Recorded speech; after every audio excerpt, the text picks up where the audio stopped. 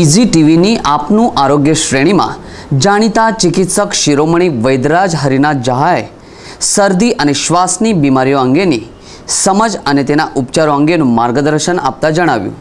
દર્શક મિત્રો, આપણે નાના નાના રોગોનો નુસ્ખાઓ જોયા. સફેદ ડાઘની વાત કરી, આપણે શરદી સરેખમની વાત કરી, એક વખત મેં ડાયાબિટીસની વાત કરી હતી. અત્યારે ચોમાસાના રોગોની વાતો કરીએ છીએ. ચોમાસાના રોગોમાં સ્કિન ઇન્ફેક્શન. કેમ કે બહાર વરસાદ પડતો હોય, ઝમઝમ વરસાદ પડતો હોય અને શરીરની અંદર ગરમી હોય, પરસેવો ચાલતો હોય, એ પરસેવામાં જાત જાતના વાયરસ ઉદ્ભવે, સૂક્ષ્મ જીવાણુ. અમારે આયુર્વેદ શાસ્ત્રમાં એને ભૂત કહ્યું છે. ભૂત એ ભૂતનો સંગ થાય અને ત્યારે જાત જાતના રોગો થાય. તો ચામડીના રોગો થાય, શરદી સરેખમ થાય. અને જે લોકોને શ્વાસ ચડતો હોય કે શ્વાસની તકલીફ હોય એ લોકોને પણ ક્લાઉડી વાતાવરણ હોવાના કારણે તરત જ એમનો શ્વાસ ચઢવાનું ચાલુ થઈ જાય.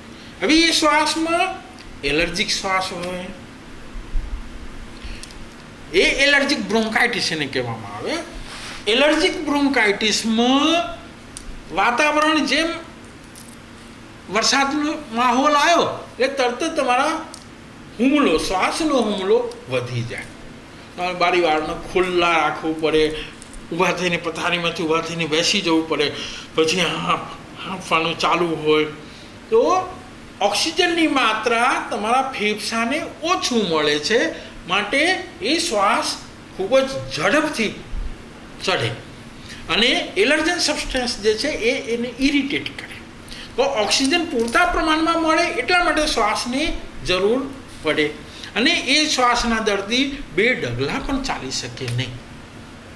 આ સંજોગોમાં શું કરશું? કેમ કે એને તો ડૉક્ટર પાસે જવાનો પણ ટાઈમ નથી કે જઈ પણ શકતો નથી, ઉંચકીને લઈ જવું પડે તમારે. હવે આવા સમયોમાં તમારા ઘરમાં મોટા ભાગે લીંડી પીપર હોય. લીંડી પીપર જે કાલામરીની મેં વાત કરી એ ગોલ હોય અને આ લીંડી પીપર એ લાંબી હોય. ઘણા લોકો એના અથાણા પણ બનાવે, બહુ ફાઇન હોય લીંડી પીપરનો અથાણો. હવે એ લીંડી પીપર તમારી પાસે ન હોય તો કોઈ બીજા પાસેથી પણ મંગાવી શકો છો, કેમ કે ગરમ મસાલામાં વપરાય એટલે કરિયાણાની દુકાને પણ મળી જાય. એ લીંડી પીપરને આમ તો 64 પ્રહર ઘસેલું, ઘૂંટાઈ કરેલી, જે 64 પ્રહર ઘૂંટાઈ કરેલી લીંડી પીપર હોય એને ચતુષ્ષષ્ઠી પ્રહરી પીપલી કહેવામાં આવે છે. દવાની દુકાનોમાં પણ મળે, મેડિકલ સ્ટોર્સમાં પણ મળે. એ ચપટી લઈને મધ સાથે મેળવીને ચટાડી દો, વિધિન 25 મિનિટ્સ એને ફાયદો થશે. એ ચતુષ્ષષ્ઠી પ્રહરી પીપલીનો પ્રયોગ ખૂબ જ ફેમસ છે અને એ પ્રયોગ કરવાથી ગમે તેવો ઉધરસ હોય, એલર્જીક બ્રોન્કાઇટિસ હોય તો એ દૂર થઈ શકે. હવે જે લોકોને એલર્જીક બ્રોન્કાઇટિસ હોય, વરસાદના મોસમમાં વધી જતો હોય, ક્લાઉડી સ્કાય થાય ત્યારે વધી જતું હોય, એ લોકોને પહેલાં તો ગરમ પાણી ઉપર 24 કલાક ગરમ પાણી પીવાનું રાખવું પડે અને છાતી ઉપર સરસિયાનું તેલમાં મીઠું નાખી સેજ ગરમ કરી છાતી ઉપર એનો અભ્યંગ એટલે માલિશ કરવું જોઈએ. એ માલિશ કરવાથી એના કફ ઓગળે છે અને ઉધરસમાં થઈને એ બહાર નીકળે છે. કફ બહાર નીકળ્યા પછી એને સારું લાગશે. એને ગરમ પાણીનો કોથળીનો શેક પણ કરી શકો છો.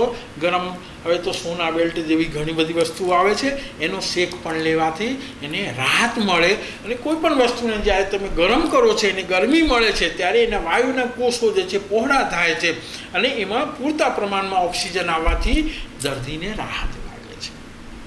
એટલે શ્વાસના દર્દીઓએ પીપળનો પ્રયોગ કરવો જોઈએ. એનો એક વર્ધમાન પીપલી પ્રયોગ પણ આવે છે.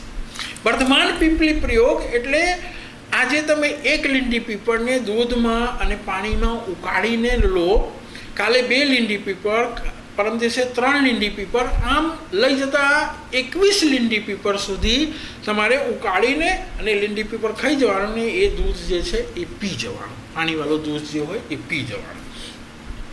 એ જ પ્રમાણે ફરી 21થી 20, 20થી 19, 19થી 18, 18થી 17, 17થી 16, 16થી 15, આમ કરીને ઉતરતા ક્રમે પણ તમે 11 સુધી આવો અને પછી તમે એ પ્રયોગ બંધ કરો તો આ 21 અને 10, 31 દિવસની અંદર તમે લીંડી પીપળના વર્ધમાન પ્રયોગ કરવાથી તમે શ્વાસને દૂર કરી શકો.